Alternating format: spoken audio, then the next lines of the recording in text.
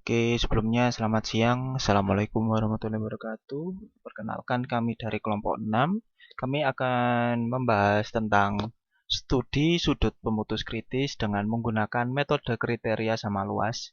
Sebelumnya perkenalkan anggota kelompok kami. Yang pertama ada Ayu Kusuma Dewi, yang kedua ada Bayu Prihambodo, dan saya sendiri Fahri Setia Pradana. Oke, selamat menyimak. Pada kesempatan kali ini ada table of content yang dimana ini adalah isi dari presentasi dari kami, yaitu yang pertama pendahuluan, kemudian ada kajian pustaka, ada metode, ada hasil dan pembahasan, dan ada penutup. Oke, lanjut. Nah, yang pertama adalah latar belakang. Latar belakang ini tentang studi sudut pemutus kritis, yaitu yang pertama ini Indonesia. Negara kita Indonesia ini memiliki berbagai sumber energi yang beragam. Ada yang dari fosil, yaitu berupa minyak, gas, batu bara, dan ada energi yang dari non fosil berupa matahari, panas bumi, air, angin, seperti itu. Namun di Indonesia ini masih banyak orang yang belum memiliki energi listrik karena salah daerahnya sangat-sangat terpencil, kemudian sulit untuk dijangkau, kemudian eh, apa namanya? Jadi untuk pendistribusian listrik di daerah-daerah tersebut itu sangat minim. Oleh karena itu, seiring dengan kemajuan teknologi, perencanaan pembangkit listrik, pengiriman, dan operasi memerlukan tingkat stabilitas sistem yang tinggi. Salah satu hal yang harus dicapai untuk mencapai kestabilan, artinya supaya listrik itu bisa merata, maka sistem pembangkit listrik harus pembangkit listrik yang berkualitas dengan tegangan dan frekuensi yang dibutuhkan, tegangan dan frekuensi yang bagus dan juga stabil untuk menjadi pusat beban dan tahan terhadap perubahan beban akibat frekuensi dan tegangan yang berubah-ubah juga. Oke, selanjutnya.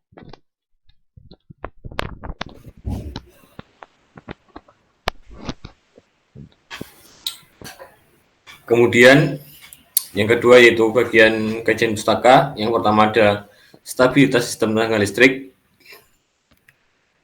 Pada suatu sistem tenaga listrik tentunya diperlukan keseimbangan daya antara beban dan pembangkitan generator. Jadi pada suatu ukuran kestabilan listrik harus ada antara keseimbangan daya dan pembangkitan pada generator. Tetapi pada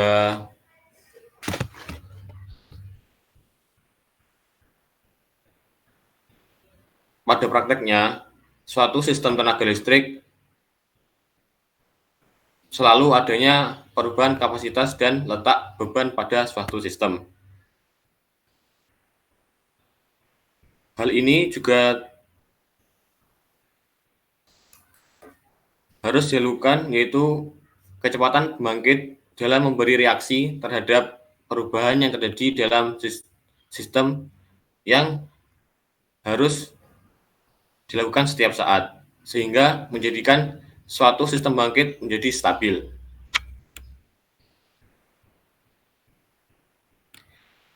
Kestabilan ini sangat tergantung pada kemampuan sistem kendalinya. Jika suatu sistem pada tenaga listrik mampu untuk mengikuti perubahan yang terjadi pada sistem, maka suatu sistem tenaga listrik dikatakan stabil.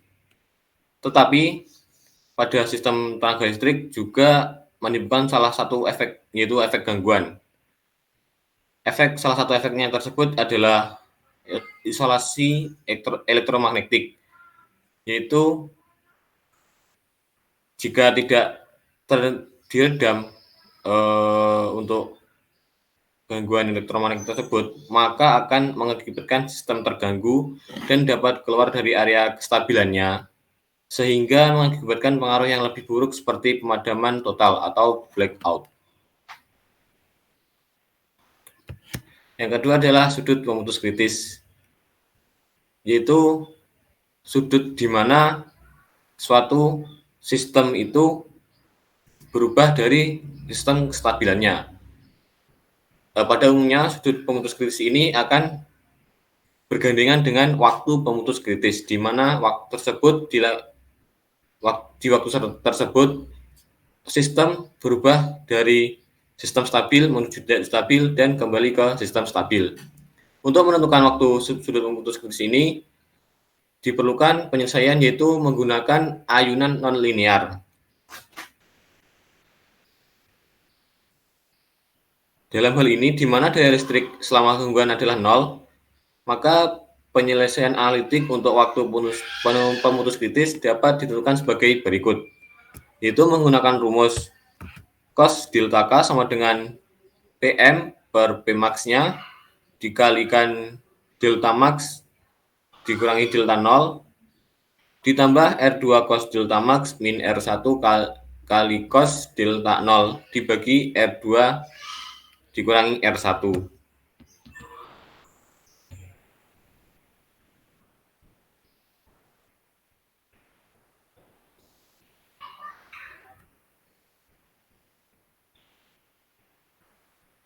Kemudian yang ketiga yaitu metode kriteria luas yang sama. Jadi metode ini merupakan suatu metode yang digunakan untuk memprediksi stabilitas yang cepat. Jadi pada suatu sistem tenaga, pada umumnya metode kriteria luas sama digunakan untuk memprediksi bagaimana sih stabilitas pada suatu sistem tenaga.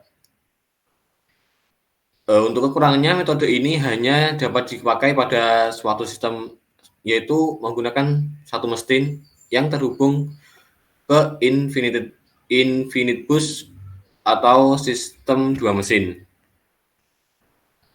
Metode kriteria luas sama dapat dirumuskan sebagai berikut, yaitu 2H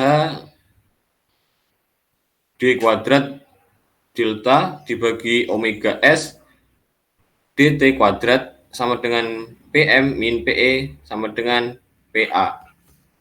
Di mana omega S merupakan kecepatan serempak, PA adalah daya percepatan, PM adalah daya mekanis, PE adalah daya listrik, H adalah konstanta yang berhubungan dengan kelembaman.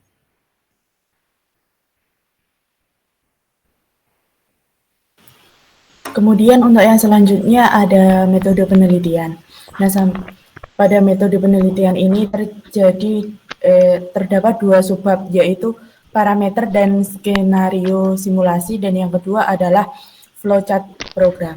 Untuk parameter, yaitu sebuah generator serempak mempunyai konstanta kelembaman yang disimbolkan dengan huruf H besar sama dengan 5 mJ atau megajoule per MVA atau megavolt ampere, dan reaktansi transien sumbu langsung atau XD sama dengan 0,3 PU atau per unit dihubungkan ke infinite bus melalui rangkaian reaktif murni.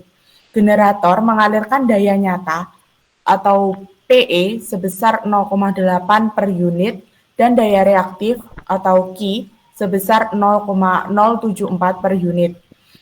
Kemudian tegangan pada infinite burst yaitu V sama dengan 1 per unit.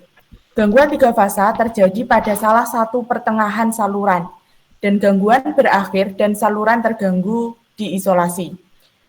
Kemudian permasalahannya yaitu menentukan sudut pemutus kritisnya.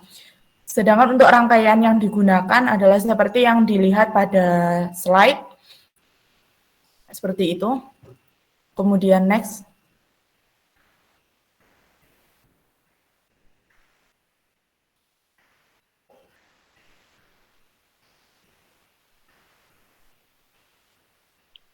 Sebelumnya.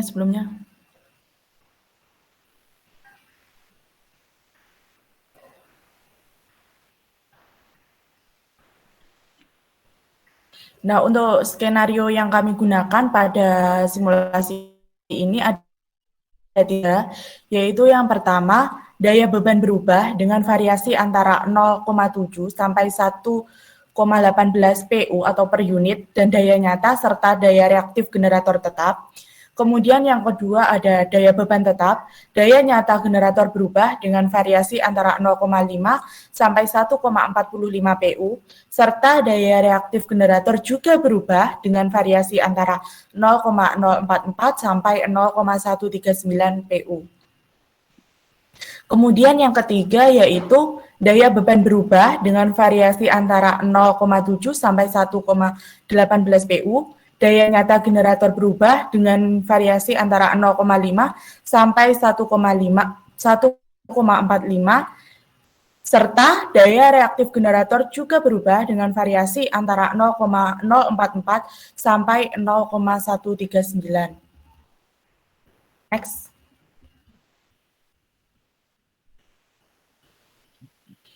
Simulasi pada tugas kali ini kami menggunakan software MATLAB dengan flowchart program, yaitu yang pertama kita menginisialisasi terlebih dahulu koefisien-koefisien yang kami perlukan, parameter-parameter yang kami perlukan, seperti reaktansi saluran, reaktansi transien, daya beban, daya generator, dan juga konstanta kelembaman. Kemudian dari koefisien dan parameter tersebut, kami melakukan perhitungan arus yang mengalir ke infinite bus. Kemudian dilanjutkan dengan menghitung reaktansi transfer, baik itu sebelum, selama, dan juga setelah terjadinya gangguan. Dilanjutkan dengan menghitung tegangan internal transien, sudut kerja awal, dan juga ayunan sudut maksimum. Untuk yang selanjutnya yaitu menghitung sudut pemutus kritis. Setelah itu kami akan menampilkan nilai dari sudut pemutus kritisnya dan juga kami juga akan menampilkan hasil plot dari grafik kriteria sama luasnya. Kemudian program akan selesai. Next.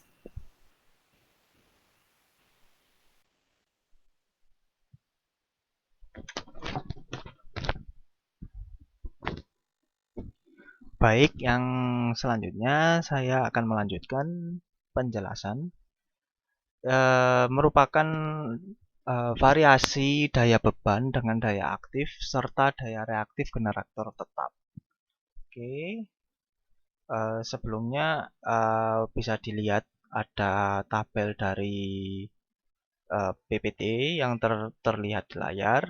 Dari tabel tersebut dapat diketahui bahwa rentang daya beban 0,7 sampai 1,18 PU atau per unit dengan daya nyata generator 0,8 PU atau per unit dan daya reaktif generator 0,074 PU. Besarnya sudut pemutus kritis berada pada kisaran ini 55,5256 sampai 127,5539 derajat.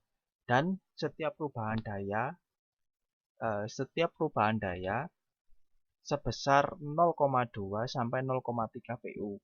Maka akan terjadi pertambahan besarnya sudut pemutus kritis sekitar 3 derajat. Nah, kemudian pada pada besar daya nyata dan daya reaktif generator tetap ini, semakin besar nilai daya beban, maka akan semakin besar pula nilai sudut pemutus kritisnya, begitu. Dan besar perubahan nilai sudut pemutus kritis tersebut juga hampir sama. Baik, bisa dilanjut.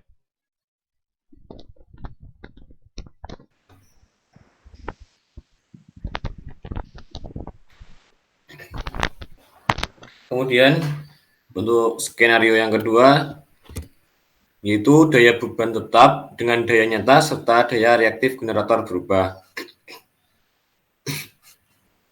Dapat dilihat pada layar daya beban per unitnya yaitu menggunakan 1 PU dengan semua beban daya bebannya tetap yaitu 1 PU dan daya nyata generator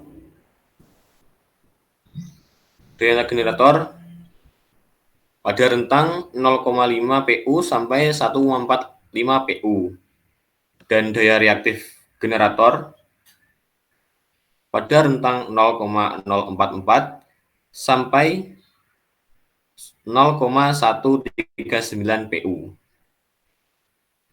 Kemudian untuk sudut pemutus kritis yaitu derajat, yaitu berada pada kisaran 60,6567 derajat sampai 142,6977 derajat. Sehingga pada setiap perubahan daya nyata generator sebesar 0,05 dan daya reaktif generator sebesar 0,005 PU, maka akan terjadi pengurangan besarnya sudut pemutus kritis kisaran 2 derajat sampai 11 derajat.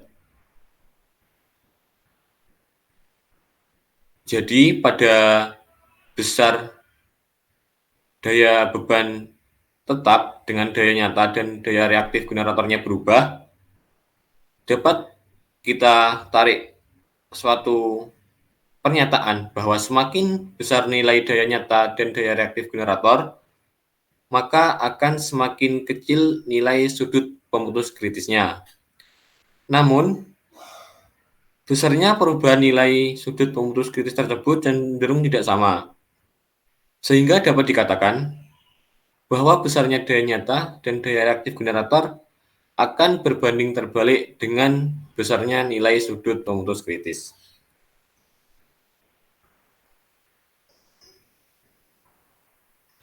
Kemudian untuk skenario yang ketiga atau skenario yang terakhir yaitu variasi daya beban, daya nyata, serta daya reaktif generator berubah.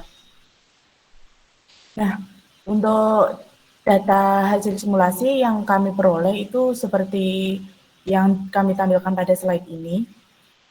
Dari tabel tersebut dapat diketahui bahwa pada rentang daya beban 0,7 PU sampai 1,18 PU dengan daya nyata generator pada rentang 0,5 PU sampai 1,45 PU dan daya reaktif generator pada rentang 0,044 PU sampai 0,139 PU, besarnya sudut pemutus kritis berada pada kisaran 75,4687 sampai 80,8467 derajat. Setiap perubahan daya beban sebesar 0,2 PU sampai 0,3 PU, daya nyata generator sebesar 0,05 PU dan daya reaktif generator sebesar 0,005 PU, maka akan terjadi perubahan besarnya sudut pemutus kritis kisaran antara 0,07 derajat sampai dengan 1 derajat. Kemudian pada besar daya beban, daya nyata, dan daya reaktif generator berubah, perubahan nilai dari sudut pemutus kritis adalah fluktuatif, yaitu maksudnya terkadang mengalami pertambahan, namun juga terkadang mengalami penurunan. Besarnya perubahan ini tergantung pada besarnya nilai daya beban, daya nyata generator, dan daya reaktif generator.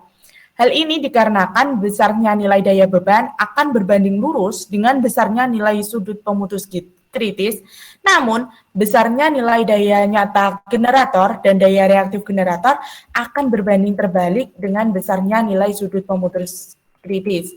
Sehingga ketika daya beban, daya nyata generator, dan daya reaktif generator dirubah, maka besarnya nilai sudut pemutus kritis akan sangat bergantung pada besarnya masing-masing nilai dari daya beban, daya nyata generator, dan daya reaktif generator tersebut. Next.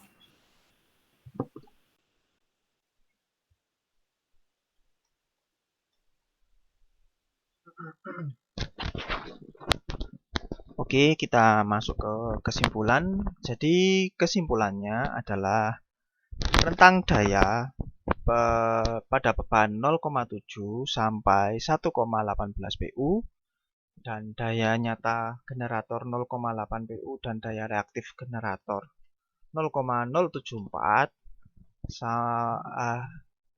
dan hasil sudut pemutus kritis sebesar 55,5256 sampai 127,5539 derajat. Kemudian pada besar daya nyata dan daya reaktif generator tetap, semakin besar nilai daya beban, maka akan semakin besar pula nilai sudut pemutus kritis. Kemudian kalau pada daya beban tetap dan daya nyata, dengan daya nyata dan daya reaktif generator berubah, semakin besar nilai daya nyata dan daya reaktif generator, maka akan semakin kecil nilai sudut pemutus kritisnya. Kemudian pada besar daya beban, daya nyata dan daya reaktif generator berubah, perubahan nilai dari sudut pemutus kritis adalah fluktuatif. Terkadang mengalami pertambahan dan terkadang mengalami penurunan. Oke, dan besarnya perubahan ini tergantung pada besarnya nilai daya beban, daya nyata generator, dan daya reaktif generator.